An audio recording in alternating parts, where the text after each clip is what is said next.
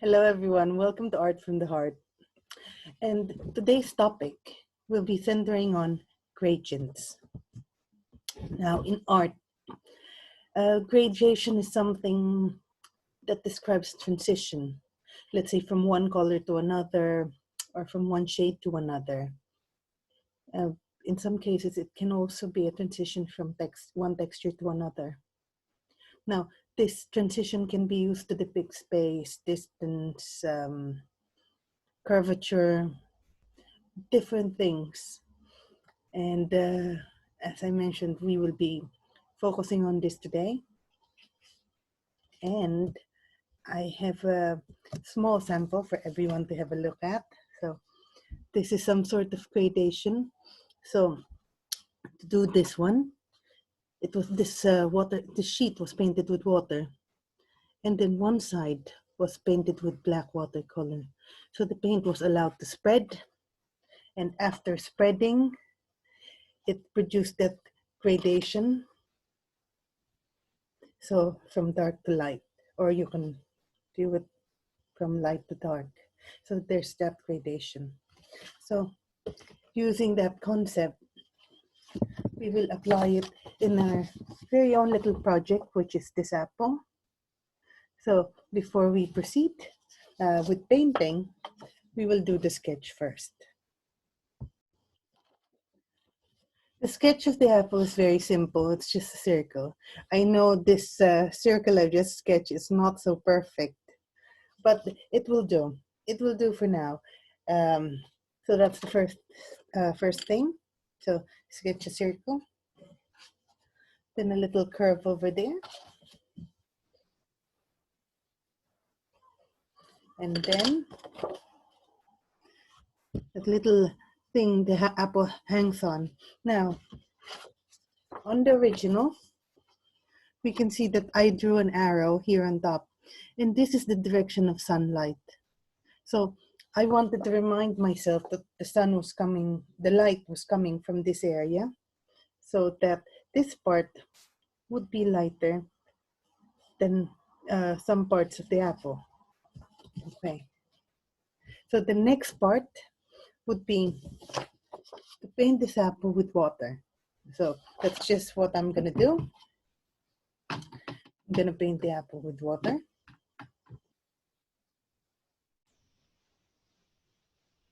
So I painted it with water. And as we can see, the paper is glistening, but not dripping.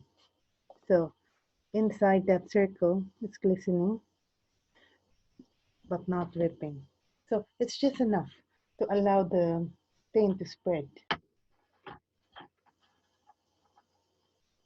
And I will now, oh, by the way, I forgot to mention, I also drew another arrow in this sketch, and this is the source of light. So this bit would be lighter than the rest of the apple. For the paint, I am using primary red, but you can use cadmium red, Viridian, or any red paint that you think is suitable for your own apple.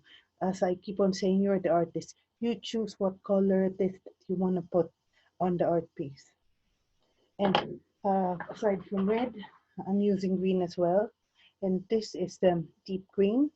You can use sap green or any other green because the purpose is to show that transition. It's not really to make a huge masterpiece at this point, but this exercise would lead to that because later on we will be creating a composition using the technique that we have learned. And the reason why it's red and green, because I want it to transition smoothly into a certain brown color so that it looks natural. And another color I would like to use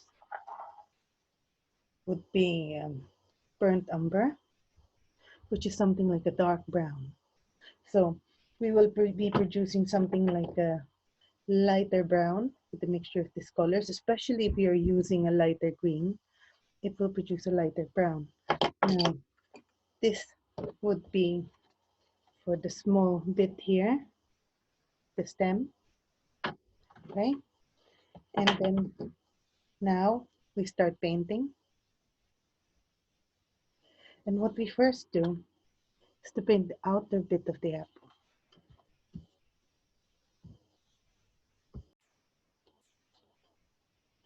I painted my apple red, but as you can see, the white area is not in the shape that I want. So what I am going to do with a clean brush is that I am just going to paint the area that I want to be white with water, and then I'm going to lift the paint. So yeah, I'm just letting the brush absorb the paint. There we go.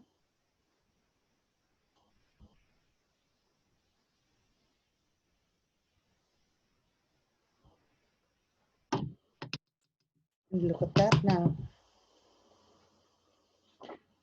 Okay, so now we painted the apple red. The next bit is to paint it with green. So I painted parts of it with green. And now we are going to paint the transition, the area of transition, with just water to make it look smoother and more natural.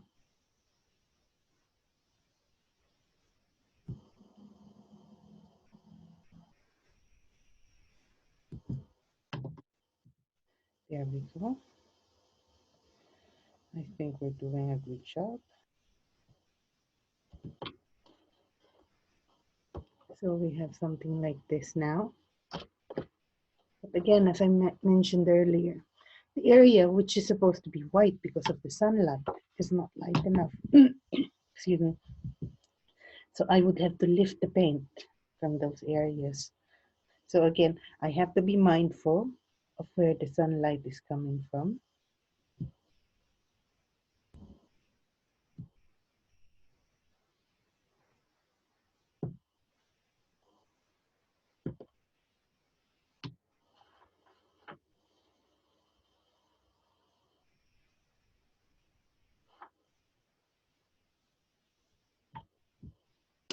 Okay.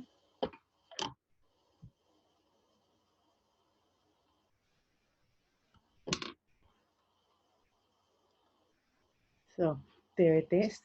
Now I think I've to put too much green, so let me just balance it and add some red. And here we go. Here's our apple with another red coat. Now, the first time after adding green, it should have turned out like this, but I put too much green paint on it. So be mindful not to put too much green paint along the outline of the apple.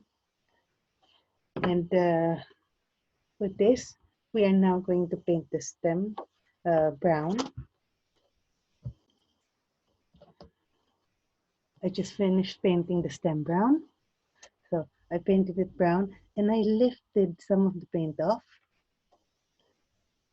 to show that continuity in that idea that the light is coming from this area. So here's our apple. Thank you so much. I hope you enjoyed painting it.